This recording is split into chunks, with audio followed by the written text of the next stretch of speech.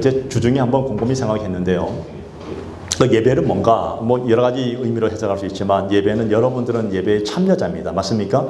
우리가 예물로 드린다 할 때에 우리가 구약 시대는 제물로 드리는 거잖아요. 그러니까 예배에 참여하는 것이고 신약 시대는 예수님의 이름으로 예배를 드리기 때문에 참여하지. 여러분은 관객이 아니에요. 듣는 관객이 아니라 강의를 듣는 것이 아니라 하나님의 말씀을 듣는다. 그때 중요한 것이 하나 있습니다. 말씀을 전할 때에 여러분들이 아멘으로 화답하는 것이 얼마나 중요한지 몰라요. 아멘은 그렇습니다. 그럴 것입니다. 반드시 될 것입니다. 하는 그런 화답의 의미가 있으니까 함께 우리가 참여하면서 하나님께 영광을 올려드려야 할 줄 믿습니다. 그러니까 이 시간 말씀 전하는 시간은 저 혼자 전하는 것이 아니라 여러분과 저가 함께 하나님께 영광을 올려드리는 시간이니까 많이 아멘 하시길 축복을 드립니다. 네, 아멘을 잘해야 돼요. 네, 지난주에 어떤 교회 가서 이게 설교하는데 저녁에 저녁 예배 설교 인도하는데 조용해요. 아멘이 조용해요. 그러니까 아멘 하긴 하지만 이게 그렇더라고요. 말씀을 전하는 설교자도 이게 아멘이 조금 있잖아요. 이게 갑자기 침울해지더라고 보니까요. 근데 우리 하나님 얼마나 침울하실까? 여러분은 관객이 아니라 참여하는 사람이고 주도하는 사람이니까 이 시간 주의 말씀을 잘 듣기를 축복을 드립니다. 오늘 시간 말씀은 무엇을 담고 살 것인가라는 주제로 함께 말씀을 나누기를 원합니다. 사람들은 무능하게 사는 것에 대한 두려움이 있더라고요. 왜냐하면 무능하게 살면 이 세상은요 그것을 죄라고 인식하고 있는 것들이 굉장히 많이 있습니다. 죄는 아닌데 무능하면 죄야. 그래서 우리가 보통 얘기하잖아요. 저 무능한 인간. 그게 무슨 뜻일까요? 아무짝에 쓸모가 없다는 겁니다. 또 우리가 무능한 정부 이런 얘기 나오더라고 보니까요. 그래서 사람들은 이게 무능한 것에 대한 굉장한 두려움과 염려가 있습니다. 특별히 회사에 다니는 직장인들은 더합니다. 직장에서 무능하게 되면요 징계를 먹습니다. 점수가 별로 좋지 않아요. 그리고 무능하면 좌천당합니다.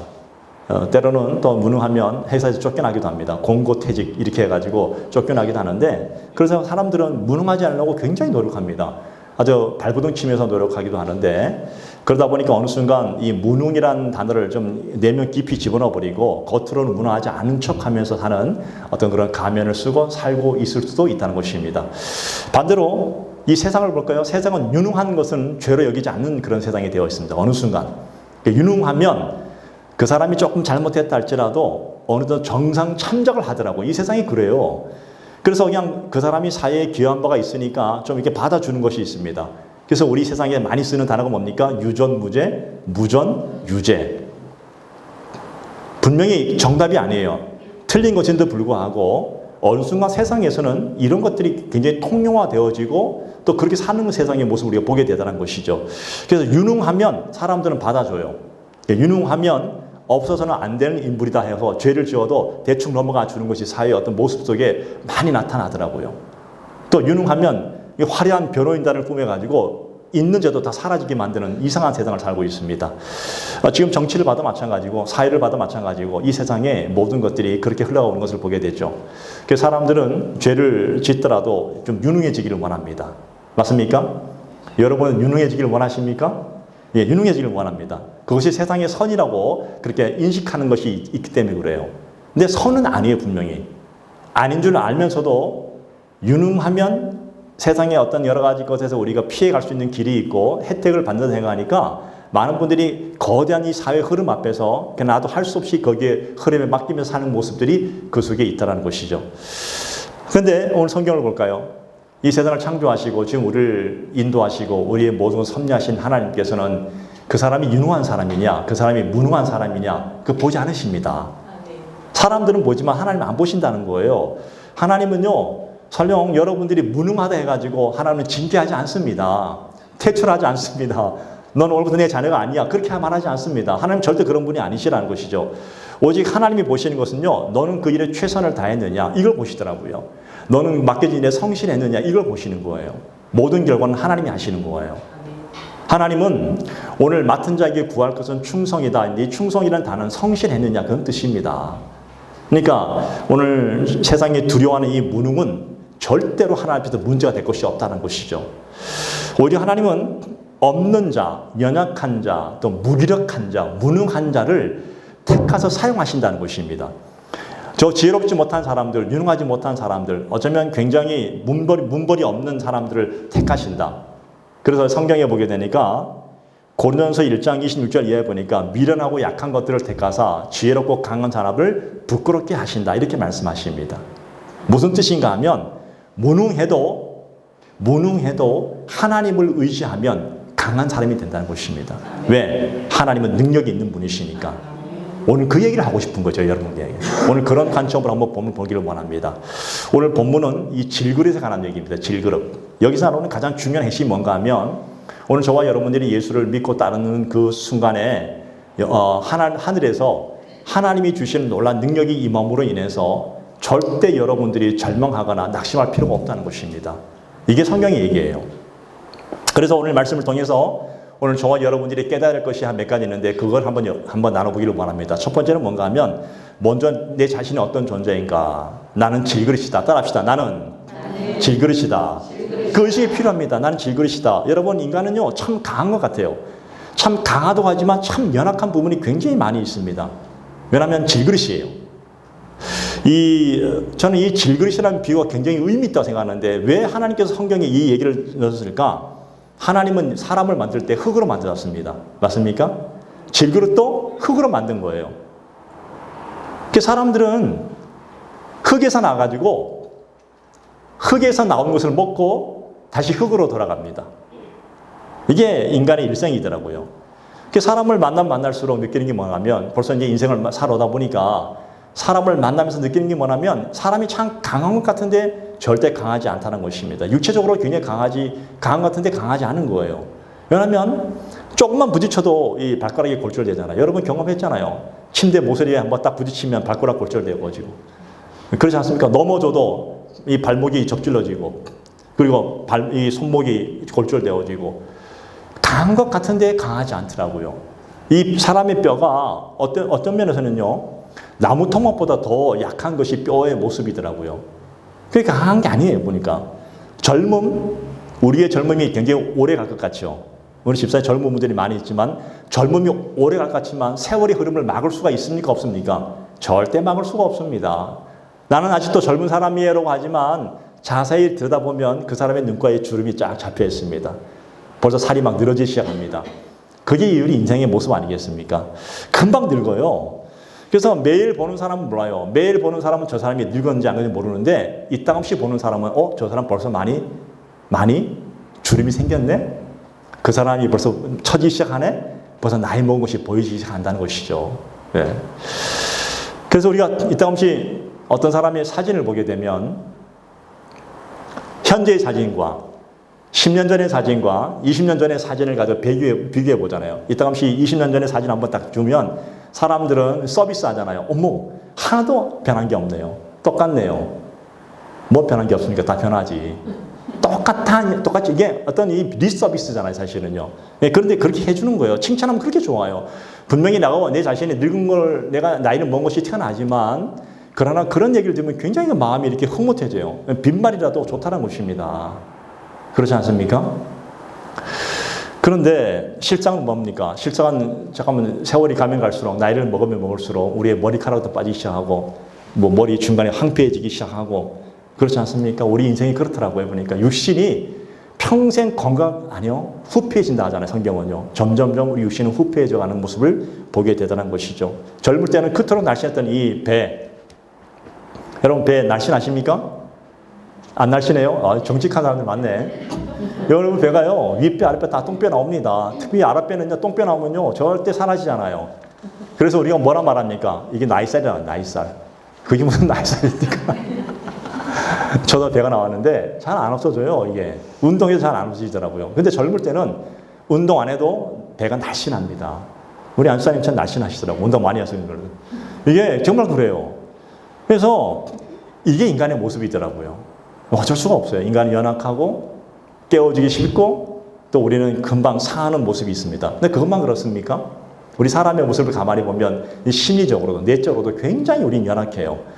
아무리 멘탈이 강한 사람이라 할지라도 그 사람의 내면을 한번 깊이 들여다보면 그 사람의 내면 속에 지워지지 않는 상처들이 분명히 있습니다. 그 사람의 그 마음 속에 그 아주 굉장히 심각한 연약함이 있습니다. 그 아픔이 있어요. 그런 사람을 누구나 한 가지 다 안고 살아갑니다. 오늘 겉으로는 굉장히 사람이 아무 염려 없이 사는 사람 보일지 알지라도 이 세상에 그 어떤 사람도 그 마음속에 아픔과 연약함과 상처는 한두 가지는 다 안고 살아간다는 것입니다. 그것이 인간의 연약함이에요. 우리가 이 다윗을 볼 때 여러분 골리앗을 보십시오. 이 골리앗을 무너뜨린 다윗 하면 얼마나 용맹스러운 장수입니까? 그런데 이 다윗이 어느 날 왕이 되고 난 이후에 당시 자기네 충성스러운 부하 우리아의 아내를 범하게 되잖아요. 그걸로 끝냈습니까? 그것을 감추기 위해서 그 우리아를 최전방에 내보내서 죽여버리는 살인죄를 저지르잖아요. 우리는 보통 다윗 하면요, 아 그래 우리아는 사람을 범했어, 죽였어, 이 정도만 알죠. 아니에요. 성경을 잘 보십시오. 성경 보면요, 하나님이 인구조사 하지 말랬는데 인구조사하죠. 낮잠 자다가 그냥 또 이게 죄를 짓죠. 또 어쩌면 같이 성을 버럭 내기도 하죠. 성경에 쓰여진 것만 봐도 이 정도인데 성경에 쓰여지지 않는 다윗의 일생을 보게 되면 얼마나 다윗이 연약한 인간인지를 보여주고 있다는 것이에요.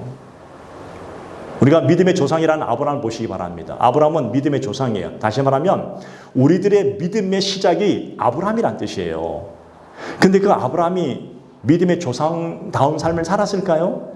물론 살았지만 그렇지 않은 모습도 너무나 많이 있습니다. 너무나 뭐랄까요? 연약한 모습이 있어요. 얼마나 치사한 사람이라면 자기 아내를 누이라고 속이잖아요. 자기 목숨이 위태로울까 봐. 너무나 아내가 아뢰었던 이 아름다운 이 사라. 사람들이 물어보니까 누이라고 속인 거예요. 그리고 그 아내를 잡아갈 때도 아브라함이 아무 소리도 못합니다. 아마 속으로는 이렇게 생겼을 거예요. 그래 나라도 살아야지. 당신 짐 좀 써. 그러면서 또 겉으로는 또 굉장히 슬퍼한 모습을 보여주고 있습니다. 이 정도예요. 사람은 다 연약해요. 이 땅에 그 어떤 사람도 완벽한 사람은 절대 없습니다. 그래서 성경이 말씀하시는 대로 모든 사람이 죄를 범하였음에 다 죄인이라는 뜻이죠. 그 얘기는 다 연약하다는 얘기입니다. 그것을 인정할 줄 알아야 된다는 겁니다. 오늘 저와 여러분들이 그걸 인정할 줄 아는 그 시작점에서 출발하면 그게 바로 질그릇이라는 뜻입니다. 네. 여러분 오늘 이 질그릇이 우리에게 주는 메시지가 뭘까요? 모든 사람이 다 부족하고 또 모든 사람이 다 연약하고 깨어지기 쉬운 존재라는 것. 그런데 사람이란 것은요, 그래요. 사람은 절대적 믿음의 존재가, 믿음의 대상이 아니에요. 맞습니까? 사람은 절대적 믿음의 대상이 아닙니다. 사람은 그냥 우리가 섬겨주고, 품어주고, 그냥 그 사람을 위해주는 대상이지, 사람 믿었다가 얼마나 많은 고통을 받습니까? 저와 여러분들이 살아가면서. 절대적 믿음의 대상이 절대 아닙니다. 왜? 사람도 변해요. 그 사람은 진리가 아니기 때문에 그래요. 네. 그래서 나는 뭐 은그릇이다, 나는 뭐 금그릇이다, 나는 뭐 질그릇이다, 나는 나무그릇이다 하는데 요즘 우리 사회 형상에서 말한다면 나는 뭐 금수저다, 뭐 심지어는 뭐 다이아몬드 수저다, 아니 뭐 은수저다, 뭐 나무수저다 뭐 얘기하잖아요. 그런데 그걸 아무리 우리가 뭐 금수저든 다이아몬드 수저든 뭐 은그릇이든 관계없이 망치로 한번 때려버리면요 다 찌그러지고 다 깨집니다. 별거 아니라는 거예요. 외모 자랑하지 마십시오. 건강 자랑하지 말라는 얘기입니다. 여러분 우리 아무리 건강해 보십시오. 멀쩡히 있다가 쓰러져서 가는 분들이 요즘에도 굉장히 많이 있습니다. 제가 아는 어떤 분도요. 멀쩡히 있다가 그냥 이게 심장마비로 가신 분도 계십니다. 그분이 얼마나 건강한지 몰라요. 운동을 많이 하시고 공차다가 심장마비로 가는 분도 계시고 소파에 누워있다가 그냥 그대로 가신 분도 계시고 이 건강이라는 게 우리 힘으로 막을 수 있는 것이 아니에요. 우리는 최선의 노력을 할 뿐이지만 이 건강도 우리가 막을 수 있는 것이 아니라는 것이죠. 이것이 우리의 모습이라는 것입니다. 여러분 생각해 보세요. 나이 60만 넘어가면 죄송한 얘기지만 나이 60이 넘어가면요 얼굴이 다 무너져 내리기 시작합니다. 쭉쭉 밑에 터집니다. 그래서 어느 순간 이 볼살이 내려서 불독이 됩니다. 맞습니까? 뭐 의학의 힘을 빌려서 어느 정도 재정하지만 이거 오래 못 갑니다. 어쩔 수가 없다는 거예요. 주름 다 갑니다. 이게 오래 못 가는 것에 우리는 승부를 걸면 안 된다는 거예요. 근데 많은 사람들이 거기에 승부를 걸고 살려고 하죠. 그런데 여러분 중요한 것이 있더라고요. 정말 중요한 게 뭔가 하면 나이가 들면서 사람의 가치는 어디에 둘 것인가. 사람의 가치는 그릇 안에 담겨 있는 것에 가치를 둬야 된다는 겁니다. 예를 들어서 이런 겁니다. 담은 것이 무엇이냐가 중요한 거예요. 그것이 밥그릇이면 밥을 담으면 밥그릇이 되고, 그죠? 보화를 담으면 보화 그릇이 되어지고, 빵을 담으면 먹는 그릇이 돼요? 빵 그릇이 되어지고, 오물을 담으면 오물통이 되는 거예요. 이 그릇이 중요한 게 아니에요. 근데 많은 분들이 그릇 싸움 한다고 있다는 거예요. 그릇 싸움이에요. 나는 이게 얼마나 멍청하고 얼마나 바보짓인지 몰라요. 무엇을 담았냐가 더 중요하다는 걸 성경이 말씀하고 있는 겁니다. 이게 바로 기독교의 본질이에요. 우리의 싸움은 그릇 싸움이 아니라 내 안에, 내 내면 속에 무엇을 담고 있느냐의 싸움이 더 중요하다는 겁니다. 예. 어떤 분은 좀 그래요. 저는 뭐 옛날에 링컨이 그러겠다 하지만 뭐 40이 넘어가면 자기 얼굴에 책임지라는데, 여러분 40이 넘어가면요 얼굴의 아름다움보다 더 중요한 것이 있습니다. 뭔가 하면 좀 멋지게 늙어가는 거예요. 좀 늙어가더라도 좀 품위 있게 늙어가는 거예요. 예. 어떻게 늙어야 됩니까? 어떻게 나이 들어야 됩니까? 사랑과 인자가 풍성해야 됩니다. 사랑과 인자함이 풍성해야 돼요. 나이가 먹으면 먹을수록 그 사람 안에 사람을 향한 국률한 사랑과 인자함이 풍성한 그런 사람이 되어지면 그 얼굴이 얼마나 아름다울까요, 여러분? 어떤 사람은요, 그래요. 20대 때는 그렇게 아름다운, 그런 멋진, 잘생긴 얼굴이 오랜만에 만났는데, 50대 때 만났는데 완전히 사기꾼 얼굴이 되어버린 거예요. 사람을 만나면 제대로 쳐다보지를 못해요. 실컷 쳐다보고 눈동자가 왔다 갔다 해요. 그 얼마나 이 모습이 보기 싫어요. 오늘 저는 저와 여러분의 이 얼굴이 좀 품이 있는 얼굴 되기를 바랍니다. 매력 있는 얼굴 되기를 바랍니다. 나이가 먹으면 먹을수록 모든 사람 앞에 사랑과 인자가 풍성한 얼굴 되기를 축복을 드립니다. 여러분, 타고난 것은 어쩔 수가 없지만 이 얼굴은 타고난 것이잖아요. 어쩔 수가 없잖아요. 그런데 중요한 것이 있습니다. 내 안에 무엇을 담는 것인가에 따라서 우리 얼굴도 변하게 되더라는 것이죠. 저는 바라기는 저와 여러분들이 예수 그리스도를 담기를 축복을 드립니다. 예수 그리스도를 담고 있으면 우리는 어느 순간 예수님을 닮아가는 가장 품위 있고 멋있는 모습으로 변화될 줄로 믿습니다. 나다넬 호돈의 큰 바위 얼굴이라는 그 얼굴 너무나 잘 알잖아요. 어릴 때 읽었던 책이잖아요. 계속 쳐다본다는 얘기는 뭐냐면 품고 있다는 거예요. 쳐다보니까 나이가 먹으면 먹을수록 어느 순간 그 아이가 자라서 그 큰 바위 얼굴처럼 변하고 있다는 모습. 내가 무엇을 쳐다보고 무엇을 품고 있느냐가 정말 중요합니다. 오늘 여러분 지난 한 주 동안 무엇을 마음에 품고 살으셨습니까? 여러분의 마음 속에, 여러분의 심령 속에, 여러분의 심리 안에 무엇을 품고 살으셨습니까? 정말 이 무엇을 품는가가 정말 중요해요. 이 품는 것에 따라서 나도 모르게 내 모습 형상이 그렇게 닮아가는 거예요. 그래서 이 땅에서 싸워야 될 싸움은 겉모습이 아니라 내 안에 무엇을 품고 사냐의 싸움이에요. 그럼에 따라서 사람은 드러나. 이 품이라는 것은요, 그냥 드러나는 게 아니에요. 거룩한 척 그냥 드러나는 게 아니에요. 품고 있으면 저절로 드러납니다. 나무의 능력을 볼까요? 여러분, 나무의 능력은 어디에 있을까요? 나무의 능력은 뿌리에 있습니다. 뿌리가 살아있으면요, 나무의 가지가 잘리고 나무 이 밑둥이 잘라도 뿌리가 살아있는 나무는 다시 자랄 수 있습니다. 그런데 겉모습은 괜찮은데 뿌리가 죽어 있으면 그건 죽어 있는 거예요. 이게 바로 내면이라는 겁니다. 이 사람의 내면은 나무의 뿌리 같은 보이지 않는 모습이 있습니다. 우리 뿌리 안에 내 내면이 살아있는 생동력이 있는 생명을 가지고 있으면 여러분은 반드시 살아날 줄로 믿습니다. 그런데 이 세상의 것들로는 여러분 살 수가 없다는 거예요. 왜? 이 세상의 모든 것은 헛되고 헛되니 모든 것이 헛된 거예요. 결국 다 썩어지고 후패해지고 사라지는 것입니다. 그런데 영원히 사라지지 않는 것이 있으면 그게 바로 예수 그리스도이십니다.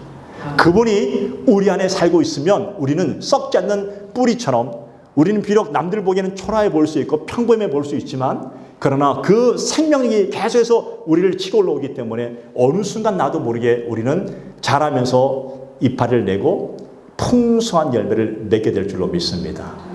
여러분 안에 그런 생명력이 있기를 축복을 드립니다. 살아있기만 하면 됩니다. 결국 우리 내면의 싸움입니다. 무엇을 품고 있을 것인가? 구약에 보게 되면 히스기야라는 왕이 있습니다. 어느 날 그 이스라엘 위쪽에 있는 아수르라는 나라가 있습니다. 그 아수르가 산헤립이 18만 5천 명을 이끌고 예루살렘 성을 완전히 포위해버린 거예요. 싸울 능력이 없어요. 이제 죽었다고 생각했습니다. 그때 히스기야가 뭘 했냐면 군사들을 모으고 백성을 독려해가지고 나가서 싸워 전쟁한 것이 아니라 어떻게 했냐면 히스기야의 마음속에 뭐가 있었냐면, 여러분 사람은요 정말 위기가 오면 그때 그 사람의 마음이 품고 있는 것이 드러나는 거예요. 하나님이 계셨습니다. 히스기야의 마음속에 하나님을 절대로 신뢰하는 믿음이 있었기 때문에 그 순간 하나님의 성전으로 가가지고 그 성전 앞에서 하나님께 간절히 기도하죠. 하나님 살려주십시오. 하나님 살려주세요. 그 사내립에 18만 5천 명이 둘러쌌는데 어찌할 수 없는 상황인데 어떻게 하면 좋겠습니까? 라고 뚫게 해달라고 살려달라고 기도했을 때 그 결과가 나와요. 성경에 열왕기하 19장 35절에 보면 이렇게 나와 있습니다. 이 밤에 여호와의 사자가 나와서 아수르 진영에서 군사 18만 5천 명을 친지라 아침에 일찍 일어나 보니 다 송장이 되었더라. 다 죽었다는 겁니다. 여호와의 사자가 하나님이 사자를 통해서 그 살아있는 18만 5천 명의 군사를 다 죽여버렸다는 겁니다. 한 사람의 능력이에요. 이건 하나님의 능력이지만 한 사람이 하나님을 바라볼 때 그 내면 안에 하나님을 품고 있을 때에 그 사람을 통해서 그 국가적 위기 상황 속에서 하나님이 그 국가를, 이스라엘 국가를 살려주시는 역사를 보게 해 주셨다는 것입니다. 오늘 우리 민족을 보시기 바랍니다. 여러분, 우리 민족이 무슨 재능이 많은 민족일까요? 우리 민족이 뭐 엄청난 자원이 있습니까? 아니잖아요. 우리 민족은요, 근래사를 몇 수백 년, 몇천 년의 역사를 돌아보면 우리는 근래 100년 동안에 어마어마한 업적을 이루지 않았습니까? 근데 가만히 보면 이 땅에 기독교가 들어왔다는 거예요. 복음이 들어와서 하나님의 생명력이 있는 순간부터 이 대한민국은 정말 어마어마한 발전을 이루어냈다는 것을 모든 사람이 부인할 수 없는 사실을 보게 된다는 사실이죠. 이 민족은요, 위기 가운데 있을 때마다 기도했다는 거예요. 그들의 마음속에 하나님이 계셨어요. 위기가 오면 모여서 기도하고 또 문제가 생기면 나와서 기도하고 그 마음에 하나님이 계시니까 하나님이 그 기도를 들으시고 그 모든 위기를 겪게 하시고 일어나게 하시고 부흥을 주시고 경제, 사회, 문화 모든 면에서 놀라운 업적을 이루는 일들을 보게 해주셨습니다. 그게 오늘 우리나라예요. 기도 외에는 살 길이 없었잖아요. 근데 이런 일들을 우리가 해야 된다는 겁니다. 오늘 보십시오, 여러분. 그럼 우리 여러분 주변을 보시기 바랍니다. 우리 주변에 사방이 다 막혀 있어요. 어쩌면 희망이 없는 것처럼 보일 수도 있습니다. 우리 가정을 봐도 마찬가지고 어쩌면 내 개인의 삶을 봐도 마찬가지고 어쩌면 내 직장과 내 사업장을 봐도 할 수 없는 그 스트레스로 인해서 우리는 얼마나 많은 고민과 잠을 이루지 못한 일들이 얼마나 많이 있을까요? 남한테 얘기하지 못하는 내 인생의 큰 문제를 가지고 안고 큰 돌덩이를 안고 사는 우리의 모습, 우리 어깨 안에 정말 어깨 위에 묻은 돌덩이 2개를 얹어놓고 사는 그런 모습, 잠을 자도 잠이 안 오고 선전잠처럼 그냥 피곤하고 아침마다 피곤하고 우리는 그런 인생 살고 있지 않습니까? 그런데 여러분, 나라가 힘들고 가정이 힘들고 사회가 힘들 때 우리 하나님 말씀하십니다. 너희 안에 무엇을 품고 있느냐? 오늘 우리 안에 오늘 하나님을 품고 있으면 오늘 여러분 한 사람의 기도를 들으시는 하나님께서 여러분의 기도를 들으시고 여러분의 그 마음을 보시고 하나님이 움직이십니다. 하나님은 능력 있는 분이시라는 얘기입니다. 그 하나님이 여러분의 가정과 여러분의 직장과 여러분의 모든 사업과 여러분의 인생들을 친히 이끌어 가시겠다는 것입니다. 그 거대한 18만 5천 명의 강력한 아수르 군사를 어떻게 그런 일이 벌어집니까? 이건 있을 수 없는 일이잖아요. 그런데 하나님이 하셨다는 거예요. 누구 때문에? 시스의 한 사람의 기도 때문에 했다는 겁니다. 오늘 여러분 환경이 부족하다고 말하지 마세요. 여러분 나는 무엇이 부족합니다. 무엇이 부족하다고 한 게 아니라 오늘 하나님 우리에게 대신 묻습니다. 너희 안에 나를 품고 있느냐 말씀하십니다. 왜? 내가 창조주 하나님이야. 내가 말만 하면 홍해를 가르고 내가 말만 하면 죽은 자를 살리기도 하고 내가 말만 하면 그 악한 죄인도 돌아서게 하고 난 그런 하나님인데 왜 너는 자꾸만 그걸 바라보니 나를 바라보지 않고 나를 바라보라는 거예요. 나를 품고 있으라는 거예요. 너의 삶에 정말 위기가 왔느냐? 그러면 위기 속에서 누구? 바로 그 순간에 세상을 바라보는 것이 아니라 나를 인도하신 하나님을 바라보는 거예요. 그 하나님 앞에 나를 맡겨보는 겁니다. 그러면 그 한 사람 때문에 그 사람이 가는 곳마다 영적인 혁명이 일어날 줄로 믿습니다. 전 여러분 때문에 여러분의 가는 곳마다 그 혁명이 일어나서 정말 하나님의 살아계심을 여러분이 경험할 수 있기를 간절히 축복을 드립니다. 마음에 주님을 품기를 축복을 드립니다. 두 번째 주시는 교훈이 뭔가 하면 답답한 일을 당해도 낙심하지 말라는 겁니다. 오늘 본문 8절 말씀 보세요. 자, 8절 말씀 같이 한번 읽어볼까요? 시작. 우리가 사방으로 우겨쌈을 당하여도 쌓이지 아니하며 답답한 일을 당하여도 낙심하지 아니하며. 이 얘기는 무슨 얘기냐면요, 우리 인생에 사방으로 낙심할 일들이 굉장히 많이 있다라는 겁니다. 전제하는 거예요. 오늘 여러분의 인생 속에 낙심이 없습니까? 왜 없겠어요? 왜 내 자녀 문제, 뭐 문제 얼마나 많은 낙심들이 있겠습니까? 근데 여러분 최고로 답답한 일이 뭔지 아십니까? 최고로 답답한 일은 내가 무엇인가를 하고 싶은데 못할 때예요. 내가 하고 싶은데 못할 때 얼마나 답답한지 몰라요. 여러분 사도행전 16장에 보게 되면 이 바울과 실라가 이 귀신 들린 한 여종을 고쳐줬잖아요. 주님의 이름으로. 그때 그 여종의 주인이 고소해버리는 바람에 감옥에 갇혀버렸습니다. 감옥에 갇혔다는 얘기는 답답한 거예요. 아무것도 할 수 없다는 겁니다. 낙심이 되죠. 왜 낙심 안 됩니까? 갇혀버렸는데. 여러분 이것보다 더 답답한 일이 어디 있을까요? 무엇을 하고 싶어도 할 수 없는 상황이 감옥이잖아요. 여러분 제일 답답한 게 뭔가 하면 마음은 원인데 환경이 안 된다는 것이 제일 답답하지 않습니까? 여러분의 마음은 정말 무엇인가를 다 하고 싶은데 내 환경은 아무 요동도 안 하고 고상지 그대로 있을 때 얼마나 답답한지 몰라요. 나는 움직이고 싶은데 나를 움직이지 못하게 나를 꽁꽁 묶고 있는 것들이 많이 있습니다. 제가 한번 경험해 본 게 뭐냐면 제가 성지순례 갈 때 아니면 미국 갈 때 예를 보면 비행기 이코노미 클래스 타고 가잖아요. 여러분 비행기 앞뒤가 넓어요, 좁아요. 물론 키 작은 사람들 잘 몰라. 키 큰 사람들, 다리 긴 사람들은 얼마나 답답한지 몰라요, 여러분. 이게 비좁아서 더군다나 이게 다리를 뻗고 싶어도 뻗을 수 없는 게 이게 이코노미 클래스입니다. 뒤로 다 하고 싶어도 뒷사람 방해될까 봐 적당하게 합니다. 이게 서로 배려하는 마음이잖아요. 근데 이게 얼마나 답답해요. 그 13시간 동안 꼼짝 안 하고 이렇게 가는 게 이게 다 그래서 할 수 없이 비행기 복도를 왔다 갔다 걷기도 하고 화장실도 갔다 왔다 하잖아요, 사실은요. 정말 답답해요. 이런 그런 거예요. 우리 몸이 뭔가 꽉 묶여 있을 때 내 힘으로 무엇인가를 할 수 없을 때 그때가 제일 답답해요. 하고 싶은데 하지 못하는 상황들. 그런 환경들이 무척 있습니다. 그게 내 가정 안에 있을 수도 있습니다. 그렇지 않아요? 여러분의 직장과 사업장 안에 그런 일이 있을 수 있다는 것입니다. 내가 하고 싶은데 할 수 없는 그 답답함들. 직장을 구하고 싶고 아니면 일을 하고 싶은 거 아니면 내가 학생들은 진학을 하고 싶어하고 어디를 가고 싶어하는 것들. 근데 그런 일이 한두 가지가 아니잖아요. 얼마나 많이 있습니까?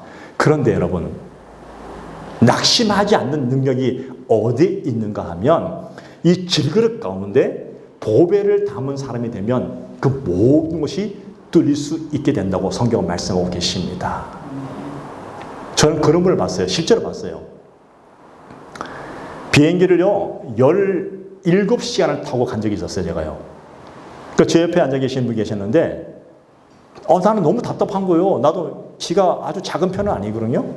근데 너무 답답해가지고 막 꼰질꼰질 때문에 너무 답답해가지고 막 이게 그럴 수 있더라고요. 더군다나 이 공황장애 있는 분들은 비행기 못한다 하잖아요. 너무 힘든데 옆에 있는 이분은요 완전히 무슨 신선도를 봤는데 편하고 평안한 모습이 있는 거예요. 그래서 제가 물어봤어요. 어떻게 그렇게 평안하냐니까 내 속에 주님이 계십니다. 얼마나 황당한지 몰라 내가 화가 이 맛이 났어요 내가. 그 당시에 그러면 당신한테 주님이 있고 나는 주님이 없느냐 이거지. 너무 화가 나더라고 제가 마음속에. 자기만 잘났잖아요. 이 속으로 그 생각 들었는데 아니 진짜 그분이 느끼더라고요. 자기가 그 순간이 주님과 함께 그 마음이 있다 생각하니까 어떤 상황도 다 견뎌낼 수 있다고 생각하는 거예요. 그럼 왜 세상에 그런 얘기 하잖아요. 이 세상은 마음 먹게 달렸다 하잖아요. 그게 정말 맞는 것 같아요.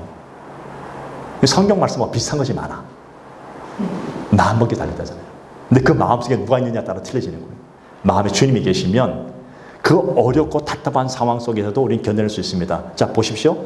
자, 바울과 실라가 그 캄캄한 지하 감옥 속에 갇혀 있는 상황에서 얼마나 답답했을까요? 근데 그 답답한 속에서 오늘 바울이 옆에 있는 사람과 똑같은 얘기 하는 거예요. 주님이 계시잖아. 뭐 했습니까? 기도하고 찬양했어요. 신랑과 함께. 그 캄캄한 속에서 하나님을 바라보면서 마음에 품고 있던 하나님을 함께 찬양하고 기도하니까 어떤 일이 벌어졌을까? 밤에 진동이 나면서 지진이 막 하면서 옥문이 다 열려버리는 거예요. 그리고 바울과 실라가 나가지 않고 가만히 있었어요. 근데 그 옥문을 지키는 간수장이 깜짝 놀라서 보니까 모든 옥문이 다 열렸으니까 모든 제출이 다 도망갔을 거 아니에요. 얘 죽었구나 했는데 가보니까 바울과 실라가 그대로 있었던 거예요. 이 사람은 무슨 사람이지? 그때 이 사람이 물은 거예요. 어떻게 하면 내가 구원을 받을 수 있겠습니까? 그때 사도 바울이 그 간수장에게 복음을 전하고 너와 내 집이 구원을 받으리라. 그게 빌립보 감옥의 첫 번째 모습이었어요. 빌립보의 교회 시작이었어요. 하나님은 저는 그렇게 믿어요. 하나님은 내 상황을 그렇게 만들어 가시고 내가 어떤 곳에 가게 한 것은 분명한 이유가 있다고 생각합니다. 그 이유는 뭔가 하면 그걸 통해서 하나님의 영광을 드러내기를 원하십니다. 그러니까 하나님이 아무런 의미 없이 보내지는 않았어요. 여러분을 아무런 의미 없이 그곳에 그 상황에 여러분을 가둬놓으신 것이 아니라 그 상황 속에서 내가 어떻게 할 것인가를 보여주기를 원하십니다. 그럴 때 사람들은 보게 된다는 거예요. 그 일을 통해서 주님의 영광을 보게 될 줄로 믿습니다. 답답함 가운데 진정한 자유를 누리는 거예요. 주님이 우리 땅에 오셔서 뭐라 했습니까? 참 자유를 내게 주리라 말씀하셨잖아요. 주님이 안에 계시니까 다른 사람 다 답답해가지고 막 몸이 근질하는데 혼자서 자유함을 누리고 있는 그 모습. 신경질 나지만 본보고 싶은 모습. 그때부터 저 비행기 타면요. 그런 마음 가지라고 노력하고 주님이 함께 계시니까 좋네. 아, 자유함이네. 자유함이네. 어느 순간 정말 자유함을 느끼게 되더라고요. 얼마나 감사한지 몰라 제가요. 한 번은 로마에서 비행기 타고 그때도 직항이어서 11시간 타고 왔어요. 11시간은 금방 오잖아요. 그러니까 그거 타고 오는데도 너무나 감사한 거예요. 하나님 감사합니다. 감사합니다. 주님 함께 계시니까 요 조그만 요것밖에 안 되는 이 공간이 안방 같은 느낌, 넓은 느낌, 혼자 침대에 누워있는 느낌이네요. 말도 되지 않는 그런 마음이지만 그런 마음을 품고 있으니까 진짜 육신이 숱해서 싹 풀리는 거예요. 예. 그렇더라고요, 여러분. 어떤 분이 그래요. 이 세상은 정말 너무나 답답해요. 이 세상은 정말 너무나 미치겠어요 하는 사람들이 얼마나 많아요. 이 미치겠다는 이 세상에서 내가 어떻게 살면 좋겠어요. 그럴 때마다 하나님의 자녀들이 해야 될 것이 하나 있다는 것이 뭔가 하면 바로 기도와 말씀 보라는 겁니다. 기도하라는 겁니다. 너희 안에 예수를 담고 있으면 그 담고 있는 예수님이 너희에게 기도하게 하시고 너희에게 참 자유를 줄 것이다. 그 답답함이 사라지게 하시고 정말 미칠 것 같은 그 모든 마음들이 어느 순간 싹 사라지면서 모든 스트레스가 사라지면서 진정한 영안이 열리는 그런 모습, 평안한 모습을 경험하게 될 줄 믿습니다. 이게 신앙이에요. 이게 신앙. 예. 여러분의 인생이 감옥 같습니까? 어떤 분이 그런 시인이 그런 얘기를 해요. 우리 인생이 감옥 같다고 얘기하더라고요. 아니요. 주님이 함께 하시면 그 감옥도 천국이 될 줄로 믿습니다. 그게 찬양의 모습 아닙니까? 주님이 함께 하시면 그 어디나 하나님의 나라가 임한다고 말하고 있지 않습니까? 내 안에 주를 품고 있으면 됩니다. 여러분 답답해도 낙심하지 마시고 주님 안에 품으시고 자유하시기를 축복을 드립니다. 이번 한 주 동안도 여러분 직장일을 하면서 또 사업하면서 가정일을 하면서 아마 답답해할 때마다 오늘 했던 이 말씀을 기억하시기 바랍니다. 아니지 목사님 그렇게 말하지 말았지. 주님 함께 하시니까 자유해요. 주님 감사해요. 고백하시길 바랍니다. 세 번째입니다. 세 번째 교훈은 핍박을 당해도 버림받지 아니한다고 말씀하십니다. 여러분 세상은요, 이 악한 마귀는 우리를 계속 공격해오고 있습니다. 아무리 공격해도 우리는 절대로 넘어지지 않을 것입니다. 왜냐하면 악한 마귀의 공격에 우리는 이미 준비된 사람들이에요. 왜냐하면 우리는 강한 존재이기 때문에. 내가 강한 것이 아니라 주님이 강하기 때문에 그 어떤 것도 우리를 해코지하지 못한다고 성경은 분명히 말씀하십니다. 중요한 것이 뭐냐면 마귀가 아무리 내게 닥쳐오고 아무리 세상에 모든 것이 닥쳐온다 할지라도 내가 주를 가슴에 품고 기도하고 예배하고 말씀 보고 있으면요, 마귀가 와도 도망가 버립니다.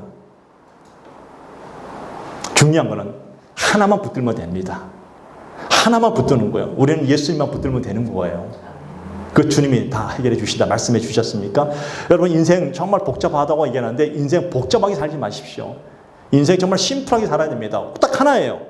지금 나와 주님과의 관계를 보면 됩니다. 주님과의 관계가 얼마나 친밀한가 그만 보십시오. 여러분 우리는 사람하고 친밀해지려고 얼마나 노력합니까? 안 그래요? 근데 여러분 사람과 친밀해지는 그 노력만큼 여러분이 주님과 친밀해지려고 노력해 보십시오. 주님과 하나만 딱 열리면요, 하나가 열리면 인생 전부가 열립니다. 전부를 보지 마십시오. 주님과의 관계예요. 그래서 인생은 단순하게 심플하게 살라는 얘기입니다. 그게 중요한 답이에요. 어떤 분이 그래요. 어떤 아내가 여보 우리 집에는 뭐도 없고 쌀도 없고 다 없다고 막 얘기해요. 냉장고도 다 후지고 20년 전 거니고 막 해요. 그때 남편이 딱 한마디 했습니다. 여보 한마디만 얘기해. 돈 없잖아. 딱 한마디였어. 하나만 얘기해. 하나만. 네. 하나님께 우리 한 가지 구할 것이 있다면 다 그거예요. 하나님 뭐도 없고 다 없잖아요. 하나님. 하나님 말씀하십니다. 야 하나만 얘기해. 너와 나의 관계만 얘기해. 그 하나만 열면 다 뚫려. 왜? 하나님이 이 땅의 주인이십니다. 생명의 주인이십니다. 창조주 하나님이십니다. 그분이 이 땅을 섭리하시는 분이십니다. 그것만 되면 다 되는 거예요. 하나님이 하늘의 상속권을 우리에게 주셨습니다. 그 아들 예수와 함께. 여러분들은 세상에 최고로 부자이십니다. 최고로 자유하신 분들이십니다. 최고로 행복한 분이신 분이십니다. 그 믿으시기 바랍니다. 네. 여기 A4 용지가 하나 있어요. 이게 A4 용지 맞잖아요. 그죠? 이 A4 용지를 가지고 제가 들고 내가 강한 힘으로 한번 딱 치면 어떨 것 같아요? 이게 찢어지든지 제가 구멍 못 뚫을 것 같아요. 그 정도 능력은 안 되니까. 구겨지든지 뭔가 일이 나겠죠. 그런데 예를 들어서 이 A4 용지에다가 뒤에다가 정말 몇 번 구운 빨간 벽돌을 딱 대고 있다고 내가 한번 손가락 딱 쳐보세요. 어떤 일이 벌어질까요? 네? 손가락이 부러지든지 손톱이 부러지든지 뭔 문제 생기겠죠. 그거예요. 우리 인생은 A4 용지예요. 우리는 다 부족한 없는 질그릇이에요. 우리는 다 부족해요. 내보다 뛰어난 분들이 얼마나 많은 세상입니까? 그런데 우리가 능력 있고 강하게 할 수 있는 비결이 하나 있다면 내 뒤에 누가 계신다고요? 빨간 벽돌 대신 하나님이 계십니다. 근데 남들이 보기엔 똑같아 보여요. 똑같은 A4 용지예요. 똑같은 A4 용지 하나, 똑같은 A4 용지지만 그러나 막상 핍박이 오고 공격이 오고 환련이 올 때 그때 진가가 드러납니다. 뒤에 아무것도 없는 사람은 빵 치면 다 넘어집니다. 근데 뒤에 있는 사람은 쳤다가 다 도망갑니다. 왜? 부러지니까. 안 되는 거예요. 하나님은 우리의 빨간 벽돌이십니다. 든든한 백이십니다. 우리의 산성이십니다.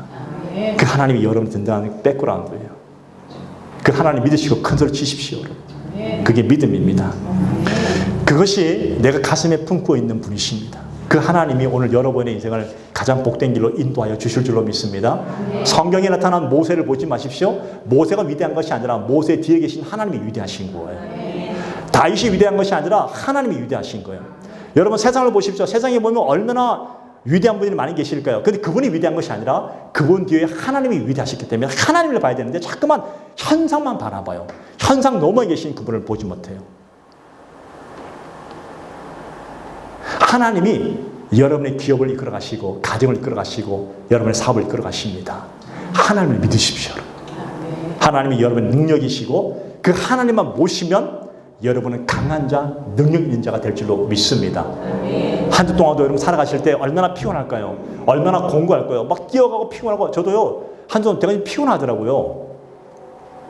근데 주님이 말씀하셨잖아요. 너가 뛰어가도 걸어가도 피곤하지 않고 곤비하지 않는 것은 내가 너와 함께함이라 말씀하시잖아요. 여러분, 저와 여러분들은 이제 세상에 나가서 금그릇이냐 은그릇이냐 뭐 지그릇이냐 이런 싸움 하지 마시고 너 안에 지금 무엇을 담고 있느냐의 싸움을 벌이시길 바랍니다. 여러분, 사기치는 사람이 사기를 담고 있으면 그건 사기치는 인간이에요. 맞습니까? 여러분, 제비족이 담고 있으면 뭘 담을까요? 여자 명단 담고 있을 거예요. 사기칠 명단을 담고 있을 거예요. 제비족들은. 마찬가지예요, 여러분. 우리 돈 떼먹을 사람들은요, 또 그런 거 담고 있을 거예요. 우리가 다 이길 수 없어요. 이따 혹시 이렇게 유튜브 보게 되면 유튜브 중에 하나 보니까 이 보이스피싱 이거 물리친 사건들 보니까 너무 재밌어. 보다 보면요. 사기치는 사람은 기상천외해가지고 몰라요. 제가 알고는 똑똑한 분들도 다 사기 당하더라고요. 그러니까 그런 분들은 사기칠 것만 가슴에 담고 있는 거예요. 근데 그런 분들은 어떻게 이기겠습니까? 우리는 못 이겨요. 방법이 있습니다. 우리 안에 예수를 담고 있으면 하나님이 이길 수 있는 지혜와 능력을 주실 줄 믿습니다. 그게 바로 그거예요. 오늘 저와 여러분의 마음속에 우리는 사람을 살리는 영혼을 담는 영혼의 명단을 담고 있으면 하나님이 그 일을 통해서 이 모든 것을 더하여 주는 역사를 보게 해주실 줄 믿습니다. 그게 하나님의 역사입니다. 우리 안에 오늘 말씀 내용처럼 보배로우신 예수를 담으십시오. 그럼 여러분은 보배로운 그릇이 됩니다. 여러분은 보배로운 사람이 됩니다. 그런 믿음으로 한 주 동안도 당당하게 담대하게 걸어가시기를 간절히 축복을 드립니다. 기도하겠습니다.